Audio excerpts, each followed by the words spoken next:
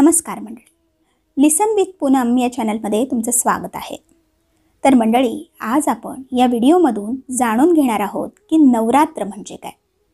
नवरात्राबद्दलची संपूर्ण माहिती आज तुम्हाला या एकाच व्हिडिओमध्ये मिळणार आहे, त्यामुळे तुम्ही व्हिडिओ शेवटपर्यंत नक्की पहा।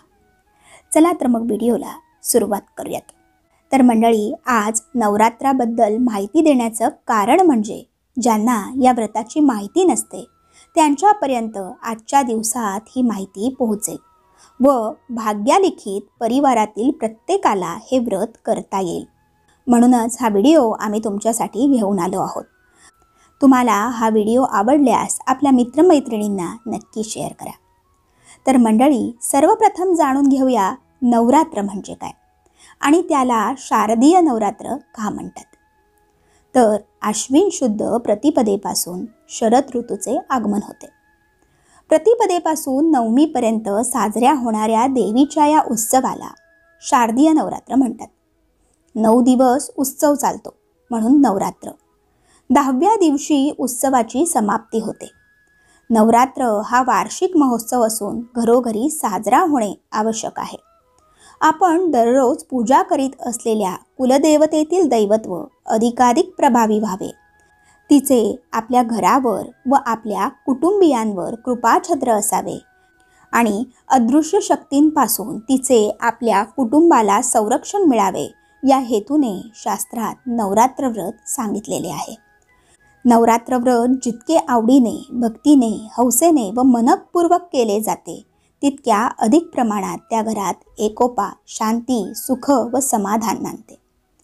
तर मंडळी, आता जाणून घेऊया नवरात्र हा कुळधर्म कोणी सांभाळावा, त्यासाठी काय काय करावे। तर नवरात्र महोत्सव हा देवीचा म्हणजेच शक्ती उपासनेचा असल्याने अत्यंत महत्त्वाचा कुळधर्म आहे। तो सगळ्यांकडे पाळला जाणे गरजेचे आहे।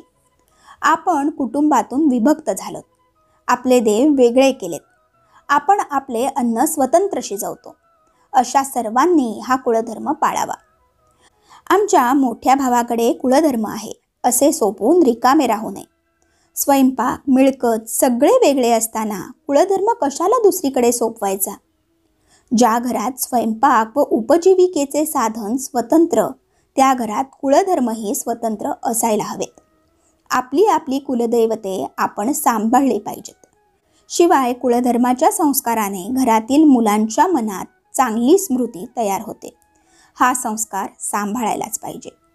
कुलदेवतेची प्राणप्रतिष्ठा ती देवता स्थापन करण्याच्या वेळी केली जाते। ती पुढे दर 12 वर्षांनी करावी, म्हणून तिला प्रत्येक नवरात्रात स्वतंत्र प्राणप्रतिष्ठेची गरज नसते। तिच्यातील चैतन्य कायम टिकविण्यासाठी आपल्या परंपरेने कुलाचाराचे मार्ग सांगितलेले आहेत। नवरात्रात देवीचे घट, चंपाषष्ठीचे नवरात्र या मार्गे सेवा करीत राहिल्यास ते कर्म कुलदेवतेपर्यंत पोहोचते। कुलदेवतेची स्थापना केल्यानंतर काही काळ सेवा खंडित झाल्यास संरक्षण कवच लगेचच संपत नाही, पण क्षीण होत जाते। त्यामुळे शक्यतो खंड करूच नये। चांगल्या शक्तीचा अनुभव यावा असे वाटत असेल तर परंपरेने चालत आलेले उत्सव साजरे करणे गरजेचे आहे। तर मंडळी, आता जाणून घेऊया वेदिका म्हणजे काय।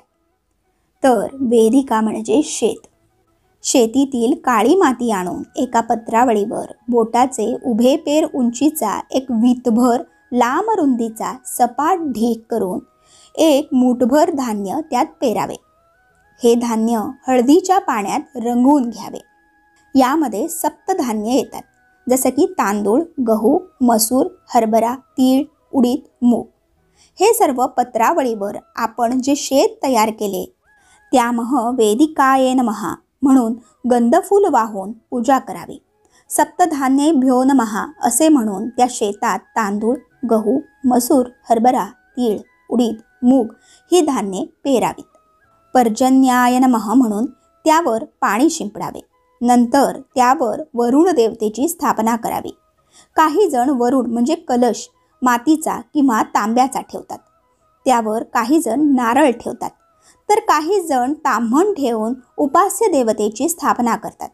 नंतर दीपाची प्राणप्रतिष्ठा करावी लागते। कारण शक्तीचे स्वरूप हे तेजोमय आहे. त्यासाठी जड धातूची समई किंवा नंदादीप वापरावा. पुढे भोदीप देवी रूपस्त्वं कर्मसाक्ष रविघ्नकृत यावन्नवरात्र समाप्तीः स्थातावत्तम सुस्थिरो भव अशी प्रार्थना करून दीप लावावा. यासाठी 2 समयांची योजना करावी. त्यामुळे एखादी जरी शांत झाली तरी दुसरी चालू राहते. विड्याच्या पानावर कुंकवाने अष्टदल किंवा स्वस्तिक काढून त्यावर देवीचा टाक ठेवावा. पानाचे देठ देवाकडे ठेवावे. नवरात्रात इतर देवतांची षोडशोपचारे पूजा करावी. टाक जागेवरून न हलवता फुलाने पाणी शिंपडावे व उपचार करावे. सकाळ संध्याकाळ आरती करावी. देवीची स्तोत्रे आरती जोगवा म्हणावेत. ललिता सहस्त्रनाम, सौंदर्य लहरी, देवी अथर्वशीर्ष इत्यादी जे शक्य होईल त्याचे पठण करावे. उत्सवाच्या वातावरणामुळे मनात चांगल्या भावना येतात. आनंदी वातावरण निर्माण होते व देवीचे सतत स्तवन केल्याने स्फूर्ती निर्माण होते. ललिता सहस्त्रनामः हे वेदातील सत्याला उजागर करते. ह्या परादेवतेचे सगुण वर्णन करते आणि पूजेचे मार्ग दाखविते व तिच्या कृपाप्रसादाची पद्धती स्पष्ट करते. ललिता सहस्त्रनामाच्या पठणाने तिच्या सर्व भक्तांच्या इच्छा पुरविल्या जातात. तिचे नाम हे कल्पवृक्षाप्रमाणे आहे. पुरुषांनी पठण करताना त्यातील ओंकाराचा उच्चार करावा. स्त्रियांनी ओंकाराचा उच्चार न करता पठण करावे. तर मंडळी, आता पुढे जाणून घेऊया नवरात्राच्या उपवासाचे महत्त्व काय. तर उपवास याचा अर्थ उप म्हणजे जवळ आणि वास म्हणजे राहणे. भगवंताच्या जवळ राहणे, त्याची सतत आठवण करणे, त्यासाठी सात्विक शुद्ध अन्न घेणे गरजेचे आहे. नवरात्रात 9 दिवस उपवास करण्याची प्रथा आहे. घरातील मुख्य व्यक्ती ते उपवास करते. त्या व्यक्तीच्या ह्यातीनंतर घराची सूत्रे ज्या व्यक्तीकडे येतात तिने ते उपवास करावेत. म्हणजेच त्या कुटुंबातील कुळांनी ती प्रथा पुढे चालू ठेवली पाहिजे. शक्ती देवतेची उपासना करताना मन व शरीर शुद्ध राहावे. परमेश्वराचे सानिध्य लावावे. त्याची सतत आठवण राहावी हा उद्देश आहे. यामागे एकट्या दुकट्याचा विचार नसून संपूर्ण कुलपरंपरेचा विचार केलेला आहे. उपवास आहे म्हणून खिचडी, बटाटा वगैरे जड पदार्थ खाल्ले जातात. त्यामुळे शरीराला जडत्व येते. शरीर लवकर थकते. पोटात गेल्याबरोबर निद्रा येते. मग उपवास आराधना होत नाही. म्हणून हलके भाजके अन्न, दूध व फलाहार घ्यायचा. शिवाय जड पदार्थ खाल्ल्याने पोटात आम वाढतो. त्याचा निचरा होत नाही. तोपर्यंत जांभया आळस येत राहतो. बऱ्याच बायका नवरात्रात तांबूल सेवन करतात. पण तांबूल रजोगुणी आहे, सत्वगुणी नाही. देवीला तो प्रिय आहे म्हणून तो नैवेद्यात समाविष्ट असावा. पण त्याचे सेवन करू नये. शरद ऋतूत पावसाळा संपल्याने नद्यांना गढूळ पाणी आलेले असते. निसर्गात अनेक जीव निर्माण होतात. काही मानवाला अहितकारक असतात. असे पाणी पोटात जाते व जड अन्नाचे सेवन यामुळे अनेक रोग शरीरात ठाण मांडून बसतात. आपले व्रताच्या दृष्टीने होणारे सात्विक आहाराचे सेवन रोगांचे उच्चाटन करते. म्हणून देवाला प्रार्थना केली जाते. जीवेत शरदः शतम, म्हणजे आपण 100 शरद ऋतू पाहावे ही प्रार्थना केलेली असते. तर मंडळी, आता पुढे जाणून घेऊया व्रताचे नियम काय आहेत. तर जे नवरात्र व्रत आचरतात त्यांनी 9 दिवस केशकर्तन करू नये, गादीवर झोपू नये, दुसऱ्यांच्या घरी अंथरुणावर झोपू नये अथवा बसूही नये, पायात चप्पल घालू नये. पण आजकाल ते शक्य होत नाही. मन शांत ठेवावे, परान्न घेऊ नये, उगाच चिडचिड करू नये. व्रत करतानाच ते समजावून घेऊन करावे. आपण आपल्या कुलाच्या कल्याणासाठी हे करतो आहोत हे लक्षात घ्यावे. स्वतःला काय झेपणार आहे हे पाहावे. म्हणजेच थोडक्यात स्वतःच्या शक्तीचे परीक्षण करावे आणि मगच व्रत करावे. जर व्रत करणे गरजेचे आहे आणि स्वतःची शक्ती कमी पडते असे आहे तर परमेश्वराला साक्षी ठेवून जेवढे आचरणे शक्य आहे तेवढे प्रामाणिकपणे करावे. त्याला सतत प्रार्थना करावी की हे देवा, हे माझ्याकडून करून घे. व्रताचा अर्थ समजावून घेऊन व्रत आचरल्यास आपल्याकडून ते पूर्ण होते, यात शंका नाही. हे देवी, माझ्या बुद्धीच्या ठिकाणी तुझा वास राहू दे, अशी देवीला प्रार्थना करावी. व्रताची आठवण ठेवली की देवीची आठवण आपोआपच होते. नवरात्रात जर सूतक आले किंवा सोहेर आले तर ज्या दिवशी ते संपेल त्याच्या दुसऱ्या दिवसापासून नवमीपर्यंत जेवढे दिवस मिळतील तेवढे दिवस नवरात्रोत्सव करावा. नवरात्र बसल्यानंतर अशौच आले तर त्याला कोरडा म्हणजे साखर, पेढे असा नैवेद्य दुसऱ्याकडून दाखवून घेऊन त्याचे लगेचच उत्थापन करावे. अन्नप्रसादाचा नैवेद्य दाखवू नये. कुमारी पूजा. नवरात्रात कुमारी पूजा हा महत्त्वाचा विधी आहे. जमल्यास दररोज एकप्रमाणे 9 दिवस कुमारिकांची पूजा असते. न जमल्यास 1 दिवस तरी कुमारिका पूजन करावे. 2 ते 10 वर्षापर्यंतच्या मुलींना कुमारिका म्हणतात. 10 वर्षानंतर रजोगुण प्रवेश करण्यास सुरुवात करतो, म्हणून 10व्या वर्षानंतर कुमारिका नाही. 2 वर्षाची कुमारी, 3 वर्षाची त्रिमूर्ती, 4 वर्षाची कल्याणी, 5 वर्षाची रोहिणी, 6 वर्षांची कालिका, 7 वर्षांची चंडिका, 8 वर्षांची शांभवी, 9 वर्षांची दुर्गा व 10 वर्षांची सुभद्रा अशी वयानुसार तिला विविध नावे आहेत. मस्तकावर अक्षता ठेवून त्या वयाचे नाव घेऊन तिला आवाहन करावे व तिची पूजा करावी. तर मंडळी, आता पुढे जाणून घेऊया दुर्गा सप्तशतीबद्दल. तर दुर्गा सप्तशतीमध्ये अनेक स्तुतिपर श्लोक आहेत की ज्याद्वारे भगवतीला आठविले जाते. विश्वाचे कल्याण करणारी कल्याण रूपिणी, भौतिक सुखाचा वर्षाव करणारी नारायणी, मोक्ष प्राप्ती करून देणारी निर्वाण सुखदायिनी, ज्ञानामृत पाजणारी त्रिनेत्री अशा अनेक नावांनी देवीची स्तुती त्यात आहे. देवीची सतत स्तुती केल्याने प्रज्ञा जागृत होते. सौंदर्य लहरी हे शक्ती स्वरूप ज्ञानावर रचलेले आहे. सौंदर्य लहरीचे श्लोक पापापासून मुक्त आहेत. भक्तियुक्त अंतःकरणाने लोक ते म्हणू शकतात.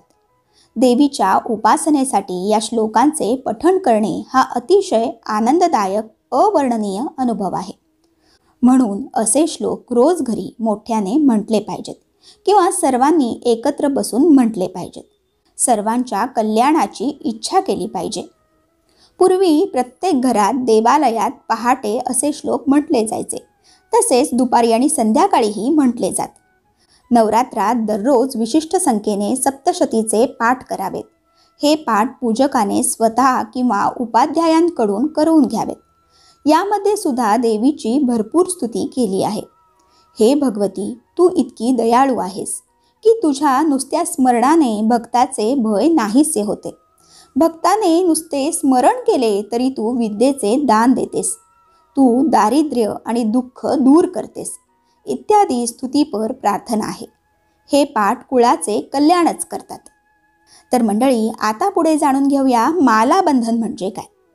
तर नवरात्रात देवीचे रोज मालाबंधन करावे. पहिल्या दिवशी विड्याच्या पानाची माळ बांधावी व नंतर प्रत्येक दिवशी तिच्या रूपाप्रमाणे मालाबंधन करावे. महाकाली, महालक्ष्मी, महासरस्वती व शेवटी विजया ही तिची रूपे आहेत. दुसऱ्या व तिसऱ्या दिवशी रक्तवर्ण पुष्पे, नंतर 3 दिवस झेंडू, सोनचाफा, शेवंती, तुळशीच्या मंजिऱ्या व नंतर पांढरी सुवासिक फुले यांची माळ करावी. दीप प्रज्वलन म्हणजे तेजाची पूजा. भगवंताच्या तेजाच्या पूजेने आपल्या हृदयातील तो तेजोमय भाव जागृत व्हावा आणि तेजाने तेजाची पूजा करावी अशी कल्पना आहे. यासाठी 2 जड समया ठेवाव्यात व 9 दिवस अखंड दीप चालू ठेवावा.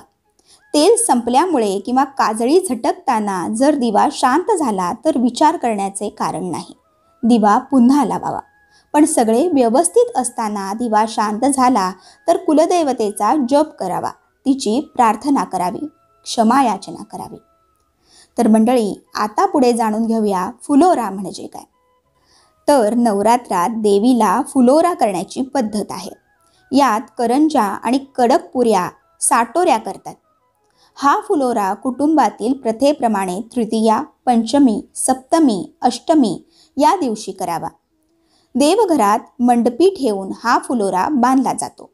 पूजा करताना आपण यथा देहे तथा देवे हा भाव ठेवून पूजा करतो. त्यामुळे आपण तरी आपल्या घराला असे खरकटे बांधून ठेवू का? ते खरकटे पदार्थ बांधून ठेवण्याची पद्धत चुकीची आहे. त्यापेक्षा डब्यात ठेवून त्याचा नैवेद्य दाखवावा. नैवेद्य दाखवतो म्हणजे काय करतो? समर्पण भावनेने अर्पण करतो. देव नैवेद्य स्वीकारतो म्हणजे काय? तर अर्पण करण्याचा भाव पाहून वास घेतो. तर मंडळी, आता जाणून घेऊया होमाबद्दल.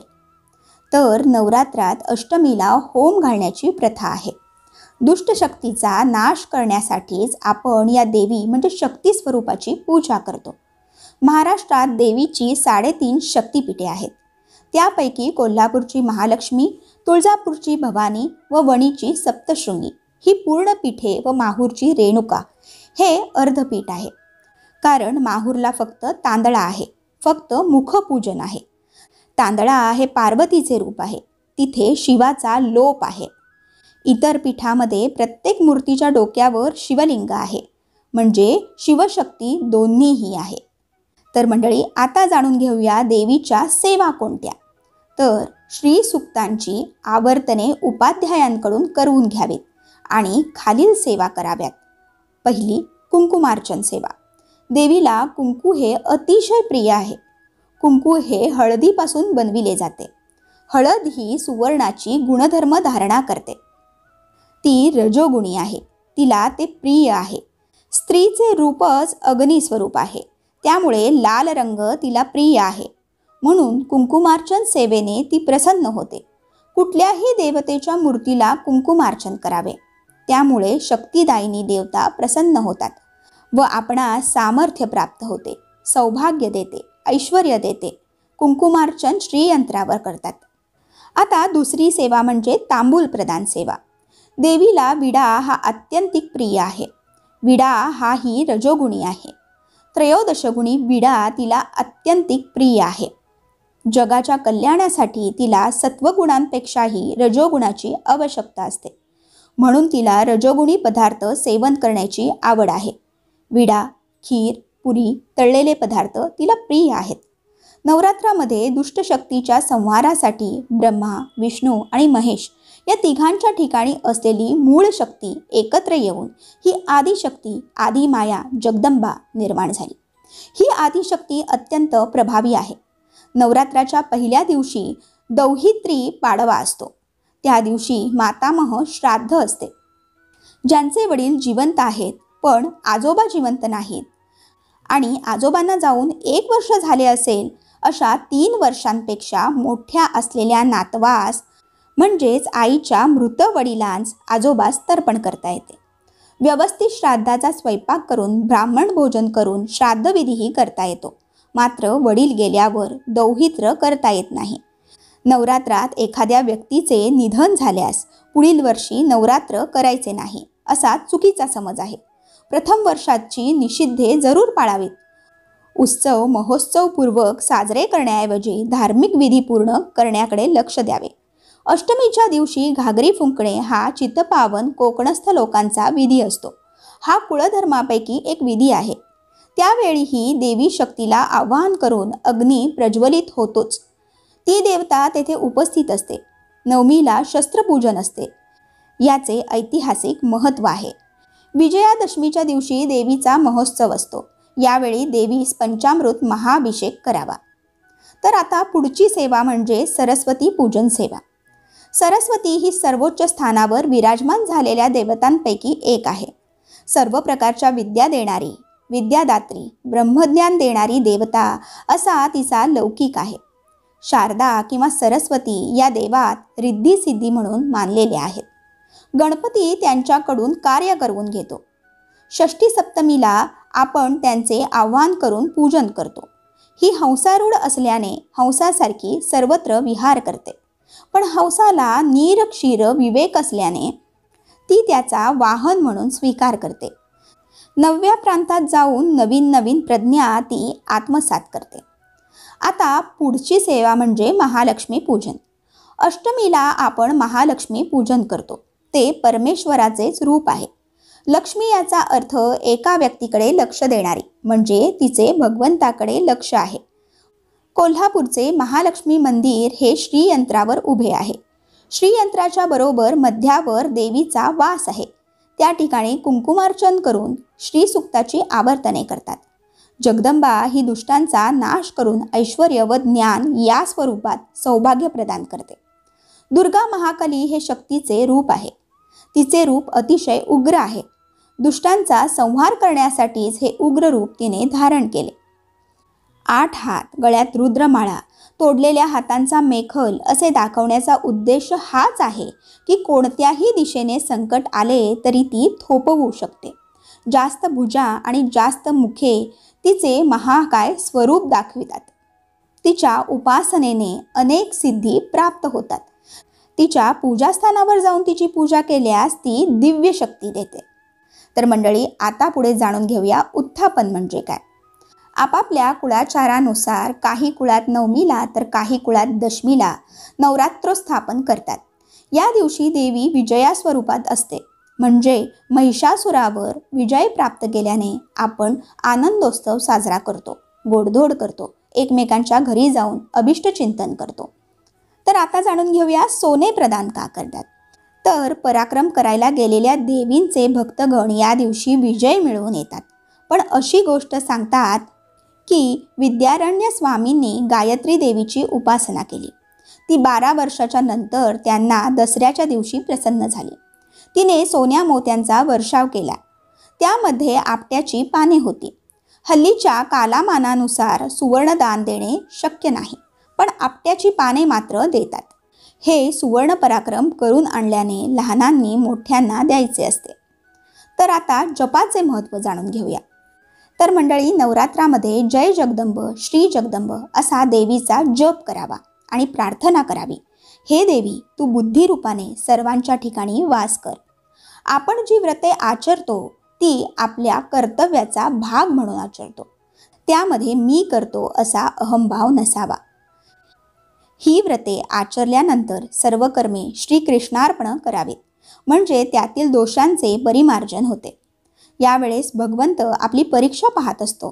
त्यामुळे व्रतारंभ करताना परमेश्वराची शरणागत भावनेने प्रार्थना करावी व शक्तीची प्रार्थना करावी. मन स्थिर ठेवून शांत राहावे. शेवटी अपराधांची क्षमा मागून व्रत सांगता करावी.